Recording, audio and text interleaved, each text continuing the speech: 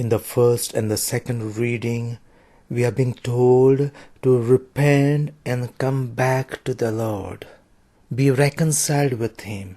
Experience His graciousness, mercy, and love. And in the Gospel, we are being told how to pray, how to give alms, and how to fast.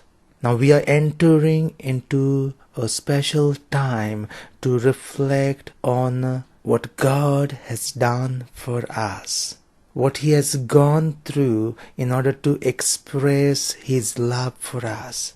But at the end, He leaves it all unto us. You are being given freedom. There is no pressure, but there is a type of a constant call to come and experience His love. Now at the start, we may feel that in a religion, in belief and faith, we are losing something, and don't consider that God is gaining something or benefiting something with our reconciliation or when we approach Him or come back to God. God doesn't change. It's not God who benefits, but it's we who benefit. See in the Gospel, when it is being said about giving alms, let it not be for show off. When you pray, let it not be to display to others. When you fast, let it not be to brag about yourself. In fasting, you give up what you eat. In praying, you give up your own time which could be devoted to something else. In alms-giving, you still deprive yourself of something in order to reach out to the other person. And even in these actions, you may feel that you are losing something.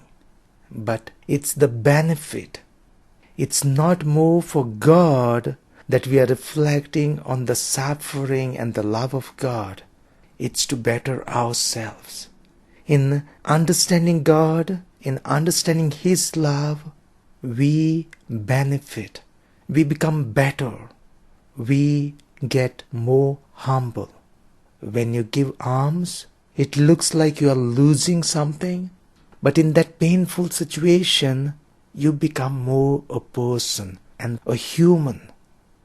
In praying more, you keep God close to you. You don't lose time, rather you gain patience. When you fast, though it deprives your body of something, some food, you tend to understand better that you live not just to eat. Or you can very well spend your life even depriving something, yet keeping your focus.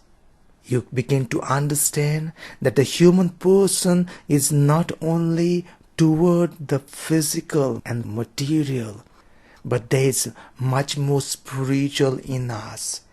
That is what we try to enlighten ourselves with this fasting, praying, and alms-giving. And Jesus asks us, let it not be to show others. Let it be for yourself.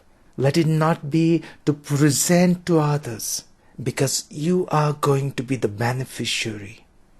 It should be just within you, in the silence of your heart, not to tell others and not to show others.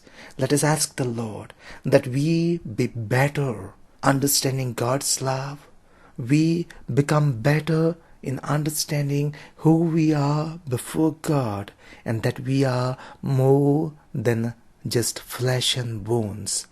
We are a spiritual entity as well, and we can be one with God at all times.